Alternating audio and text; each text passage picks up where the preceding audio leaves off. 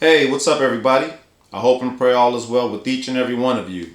Welcome to my channel, Martis Martial Arts. If you're new here, please consider subscribing to the channel.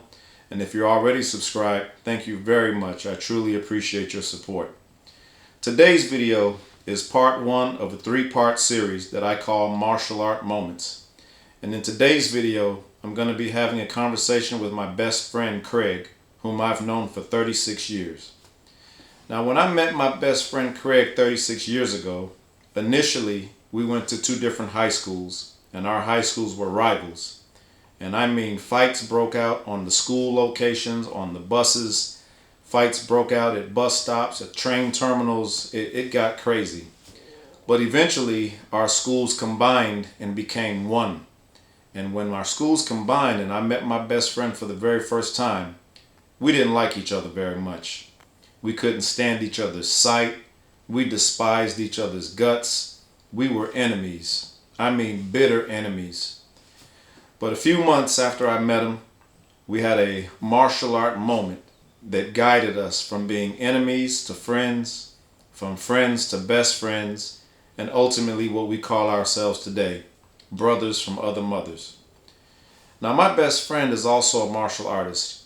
And you would think that after 36 years of friendship that you would really know someone very well.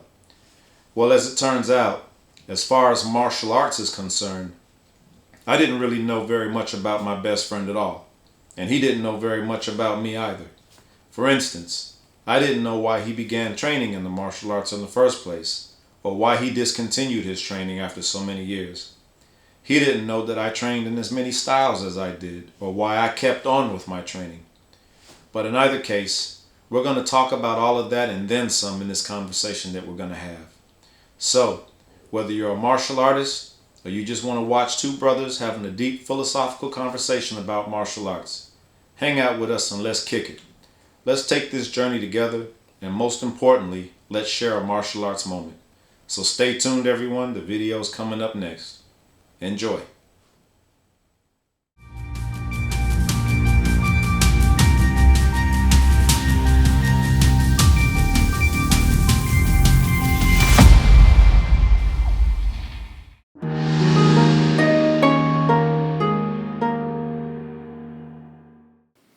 Hello, everyone. Once again, thank you for tuning in and sticking around. Today I'm going to be having a conversation with my best friend Craig about martial arts and a martial art moment that we had and how it brought us together from being enemies to best friends. And man, do we have a story to tell, right? Yes. Well, first of all, man, thank you for doing this for me. I really appreciate it. Yeah. Thanks for having me. Appreciate it.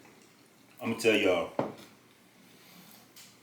I met Craig under circumstances where there was an altercation. And we met through mutual friends. And at that time, it was something about him I didn't like. Something about me he didn't like. It was mutual, trust me. We couldn't stand each other, and there was some major differences of opinion. But fast forward a few months later, we came together again through mutual friends at a function that I was forced to go to, which happened to be at his house. And when we showed up at the house, he directed everybody down to the basement. I get to the basement, I look on the table, and Black Belt magazine. Inside Kung Fu. Right. No. And I'm like, man, who knows karate? Who likes karate? And you said you did. And I'm like, what? And that was the martial art moment that was like, man, this guy's probably not so bad after all. But you know what I think it was? I think it was two alphas bumping heads. Now that I think about it. Honestly. You were an alpha, I was an alpha, and we were both into karate, kung fu, and we didn't want to accept the fact that there was somebody else out there better than us. You know what I mean? So when you were, I felt that you were being cocky. You felt that I was being cocky.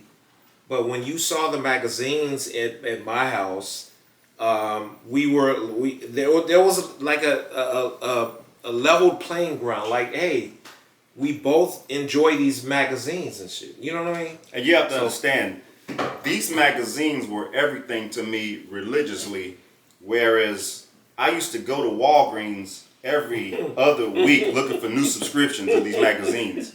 And it got to a point where I had 5 boxes of these magazines. Yeah. And you know what? I could kick myself because I gave them all away. I probably have 3 of those magazines left, and those are special editions, Bruce Lee. Yeah. You know, but in either case, I mean, so let's just get right into it, man. Yes. So obviously you were a martial artist at one point. Yes. What style did you train in?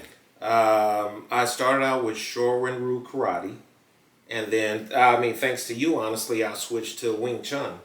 Yeah, I remember. I got you. Definitely. I mean, in my early ages, I wanted to anything I could get into. Honestly, I didn't know anything about it when I started out. So anything that I could get into, that's what I jumped into. So my Tangsen was my first master. I shouldn't say master, but sensei. So Shorin-ryu, but I really had a fascination with Wing Chun because it had, it was more of that artistic kind of, but it also had that feel of, to me it was the style that benefited the most from like a self-defense perspective. You know, I don't know if that makes sense. You know, it does, because Wing Chun is close quarters combat. Yeah. And it's grappling. Yeah. In a sense, so you had to be pretty good with your hands, hand-eye coordination, reflexive action, speed. You know, a series of simultaneous blocks and punches. It encompassed all of that. The only thing, I love Wing Chun because it was just something that was more adept towards street fighting. Yeah. But, you know, obviously in Wing Chun, they didn't practice high kicks. Yeah. Everything. And in reality, man, you know, who wants to kick somebody in the head when you can just easily kick somebody in the groin or the knee? Yeah. You know, you do the most damage to that part of the body. Yeah. You know, but it's something that I had to get used to. But when I realized that it was also the art that Bruce Lee learned and he was taught, he came up in a Wing Chun system and eventually used that to develop his own system of fighting, Jeet Kune Do. But yeah, I totally agree with you 100%, man. But you know, I've always had an affinity towards karate. I started off training when I was 5 years old and just kept it moving, man. And I just, you know, I love all martial arts. You know what I mean? I love all martial arts. It doesn't matter if it's karate, kung fu. I do have to say, man, when we first met each other, when we first realized that we had that in common, we started sparring. And there was a moment, there was a period of like maybe a year or so that we would spar with each other. Mm-hmm. And I would whoop your ass all the time. Can I cuss? I don't know. Can I say ass? Yeah, that's fine, man. We sparred for about a year. Mm-hmm. And I had the upper hand. I'm not gonna lie, I had the upper hand. But then there was a moment when you started taking, I can't remember, you started taking Wing Chun. Mm-hmm. And I noticed a significant difference. And you started winning you started sparring better. Mm-hmm. And I was like, what are you doing? And so we started, you introduced me to your sensei, or actually Sifu, of Wing Chun. And we started taking Wing Chun together. Mm-hmm. And that's when I got into Wing Chun. Mm-hmm. And I noticed a difference, bro. Yeah. I noticed that.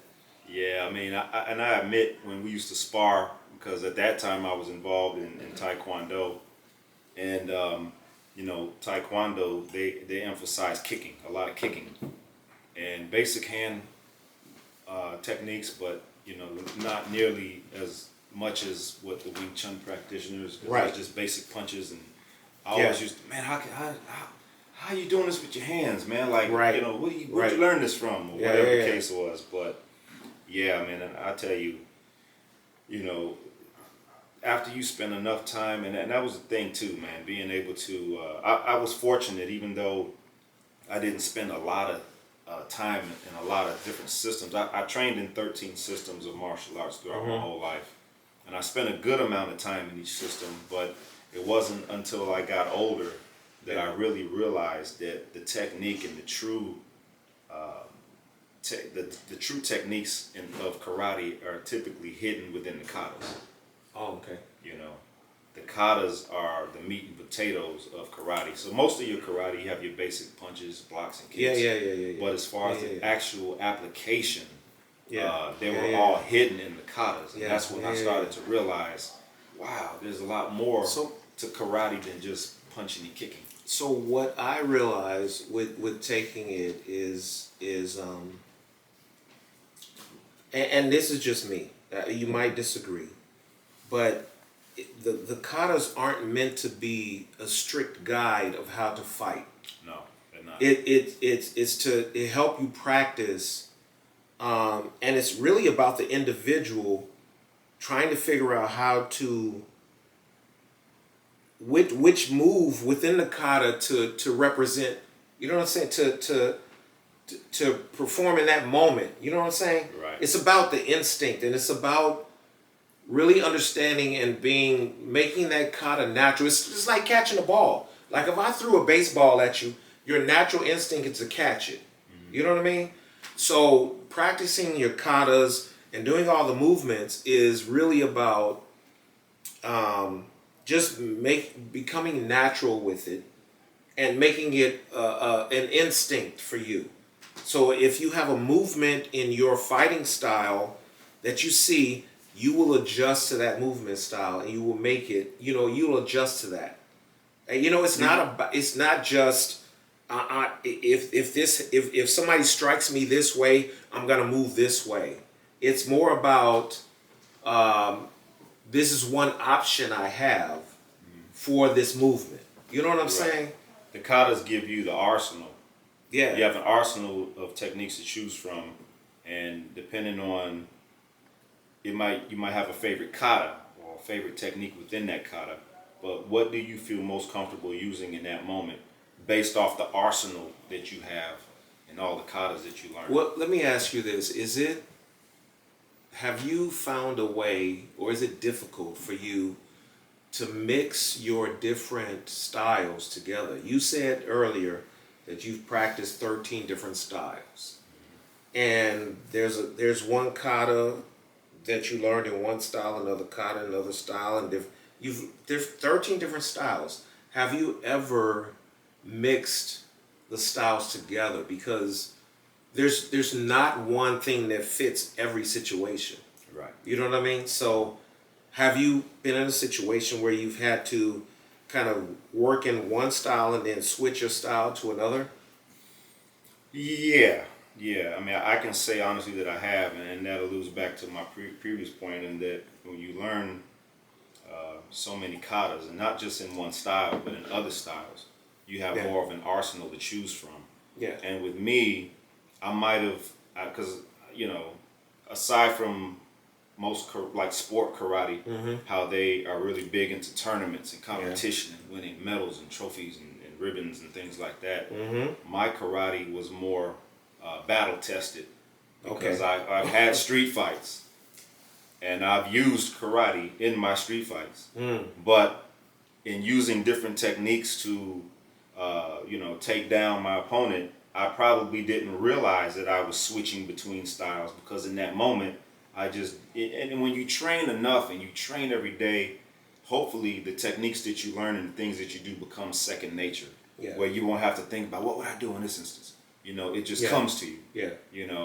But in doing that, your body automatically adjusts, and maybe muscle memory will pull out a technique that you've learned that will be fitting for that scenario, if that makes sense. Yeah. No. And in a sense, it wasn't Taekwondo, but I might have done a Taekwondo kick, but then I did a Wing Chun block and a straight karate punch. Right. So something subtle as that. So let me ask, and I know, I'm sorry, I know this is your podcast or your channel, but I want to ask another question, and it's honestly because I'm curious. I've been out of.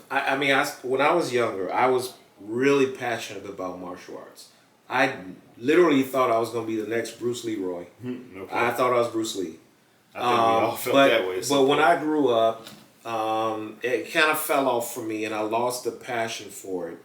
So I'm really curious. I regret losing the passion. I regret not following through. What I admire about you is that you kept with it. You had the discipline. You had the, I don't know what it was, but what kept you what kept you going? What kept you inspired to keep it moving and wanting to go in that direction and be that the black belt and the sensei and the master that you are today? Well, I tell you, I was introduced to martial arts at an early age. I was 5 years old when I started training. And this is back in the 70s. And so being that young of a child and having been introduced to martial arts at that early of an age, I guess, you know, when parents put their kids in the sport, it's a gamble. Yeah. Because they put their kids in the sport and they might have aspirations. Oh, you're going to be the next Michael Jordan in basketball. You're going to be the next Dave Justice in baseball, or whatever the case is. But a lot of times the kids get into it and they don't like it, and the parents force them to do it, and you know. But for some reason, my dad got me involved in the martial arts, and at that young of an age, I just liked the fact that I see these kids, you know, my age. They're wearing these fancy uniforms. They got these different colored belts. And for some reason, I guess at that time I didn't understand, but I knew I liked it. But I think more so for me, as I got older, I started to see people that looked like me. You know, African American men with afros back in the 70s. You know, and they were physically ripped, muscle definition, and they were doing movements that I didn't think were humanly possible. But they had that swag and they moved so gracefully and they had that power and that speed. And I'm like, man, I want to aspire to be like those guys one day, you know. And it was just something that was, I guess it's just something I was bred to do, you know. Yeah. It just, I've had a fascination with Asian culture, Japanese culture. I love samurais. I mean, I watch animes, karate movies, ninja movies, you name it. But it's just something, I can't explain it. It's like my whole life has evolved around martial arts. But what about you, man? How did you, what made you want to get in? And see, that's another thing. Most people put their kids into karate or martial arts because they don't want them to be bullied. My story was a little different. So, well, I mean, I think our stories kind of originated in the same way, but it evolved differently. You know what I mean? I was always so I was bullied when I was a kid. You know what I mean? I was considered the soft kid on the block because my pops died when I was young. He died when I was 5 years old. So I didn't have my dad there. And so I grew up with my mom, my aunt, my two sisters, house full of, I was the only guy in the house. So I grew up not having that male figure in the house. So I started to I wanted to say, hey, I wanted to protect myself and my family. So I took on that, I don't know if it makes sense, but that kind of like hero personification. I don't know if that's the right word, but you know how Spider-Man was like the nerd when he was younger, and then he gained his powers and he was able to protect his family. But that's how I kind of felt, you know. So I wanted to gain that superpower in a way, and the best way I knew how was to learn how to defend myself through martial arts. So I was very interested in martial arts at an early age. Like all the movies, the Saturday morning like kung fu movies. Right, when I saw like, dude, I was a Jackie Chan fan before anybody knew Jackie Chan. Like Fearless Hyena, all of them, when he was the feeble kid that didn't want to learn martial arts, but then his master died and he had to seek revenge.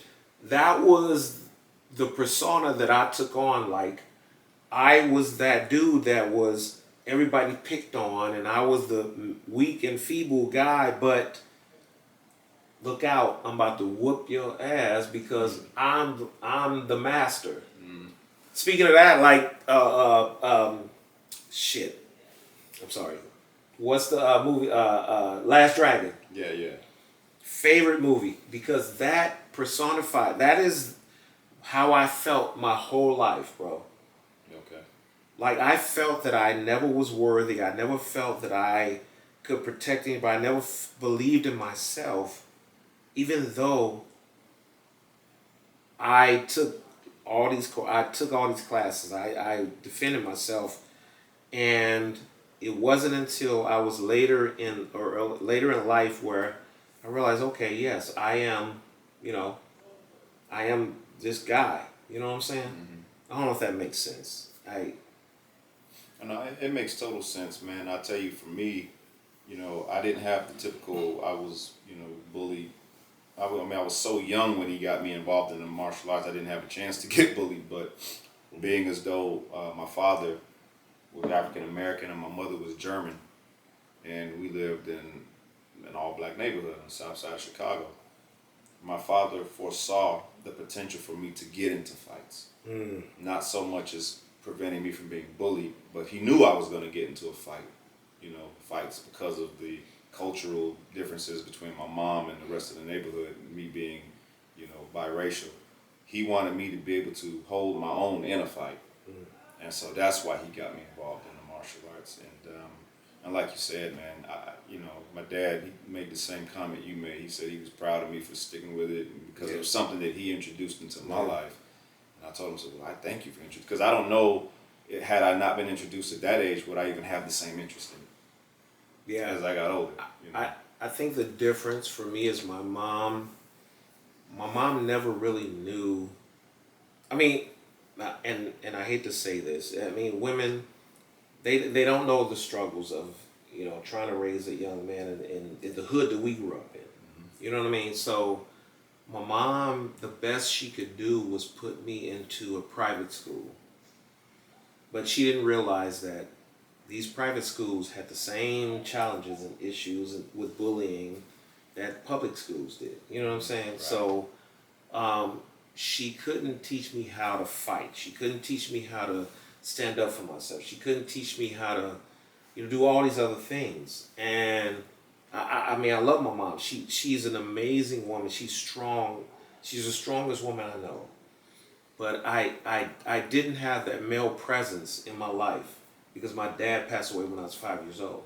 So I did get bullied, and what I thought would help me. This is why I really stressed, and I know this has nothing to do with what we're talking about now, but Spider-Man, favorite hero, because it's the same struggle. You know what I mean? He was a nerd. He got bullied when he was young, but he got superpowers, and he defended the weak. You know what I'm saying? Okay.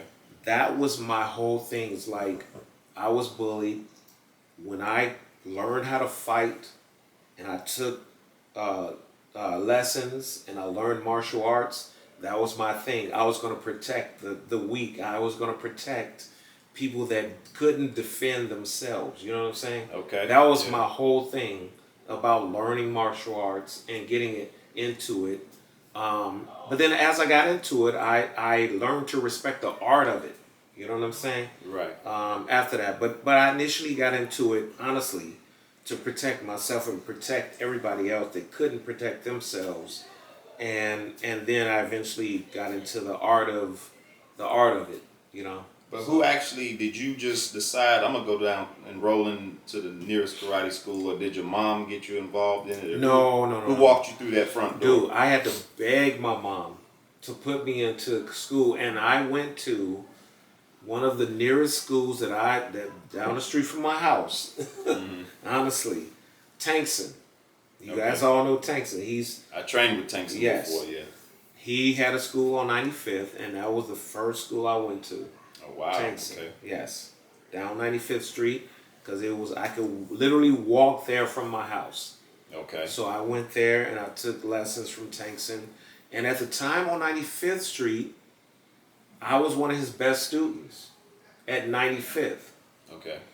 He had another school on 70-something in, I think, Stony. Okay. I remember that location too. Went there, and I'm not going to lie, bro. I went there and fought those dudes, or tried to fight those dudes. They whooped my ass, man. I thought I was doing something because I was his best student on 95th. But they whooped my ass on 70-something. I'm not going to lie to you, man. I'm not going to lie to you. I'm being honest, right? I'm being real honest. There was a difference. Yeah. For real. Well, man, what do you feel, has martial arts done anything for you in terms of the man that you, I mean, I know you said you didn't train in martial arts for a long period of time, but the time that you did train, what have you gotten out of it, and how has it affected or turned you into the man that you are today? What impact has it had on you, characteristically speaking? So, I will say, for me, it has always been in me. So, and I don't know if that makes sense. I don't know if that makes sense. It makes sense to me because that's just how I feel about it. It's always been in me. So for me, I can't speak for myself because I've always felt that that's what made me complete. You know what I mean? Mm-hmm. But, so to answer the only thing I can add to your question is, when I had a son, my son grew up, with, and I don't know how to put it, but he didn't have confidence. He was shy, he was really timid, and I introduced him to martial arts. And I never forget his first martial arts class that I put him into. He was crying because he was so nervous that he wouldn't be able to measure up, that he wouldn't, you know what I'm saying? That's intimidating. Yes. It's very intimidating. And I put him to the side. I said, hey, I know how it is. I know how you feel. But if they can do it, you can do it. And he took a deep breath. He stopped crying, and he did it. And he ended up getting his black belt in Taekwondo as a kid. So what I can say is that martial arts gave me a little extra confidence over anything. I will honestly say that I value the confidence that it gave me more over the fighting skills that it gave me. Okay. And I know y'all might have some difference, because when I gained that confidence, people didn't challenge me as much when they saw that confidence. So I didn't have to fight as much when they saw that confidence. So I gained more confidence in myself when I went to take lessons and I learned to fight. When I learned to fight, I didn't have to fight as much as I used to, because I had the confidence and people saw that and they didn't want to challenge me. So when I put my son in classes, I wanted him to have that same confidence out of the gate that I didn't have. You know what I'm saying? Mm-hmm. I don't know if that makes sense. You know. Well, ultimately, that's what martial arts is. It's having that persona about you, that confidence and that ability to where people can look at you and they typically don't want to fight you. Exactly. You know. I always that in and of itself is also a self-defense mechanism. It's strange because before I started taking martial arts, I used to get bullied all the time and wanted to learn how to fight. But then when I started taking martial arts and I gained that confidence, nobody picked on me after that. It's like I didn't have to fight because I had the confidence of not needing to fight, if that makes sense. Yeah, exactly. It makes total sense. Man, I don't, yeah. Yeah. Well, man, I appreciate you. Yeah, definitely. Talking to me. I'm glad to know a little bit more about your training and Tangson. Yeah, Tangson was Shorin Ryu, and then in Sensei Ben was Wing Chun. Yep. I think Wing Chun, honestly, I wish I would have taken Wing Chun further, because I think that's more of an effective fighting style, but I didn't take it as far as I wanted to, you know. Yeah. But, yeah. It is what it is. Hey, man. Still a martial artist in my eyes, man. Hey, I admire you, bro. I honestly have to say this before we cut. That dude, you, since I've known you, we met each other. We had that sparkle in our eyes, like we could be the best martial artists in our lives. But when I found there were certain things that kind of tainted the art for me, and it kind of drew me away from it. But you stuck with it. You had the discipline, and you didn't waver. And you were like, "Hey, I'm gonna stick with this, and I'm gonna be the best martial artist I can. I'm gonna be the best fighter I can. I'm gonna learn the most styles I can."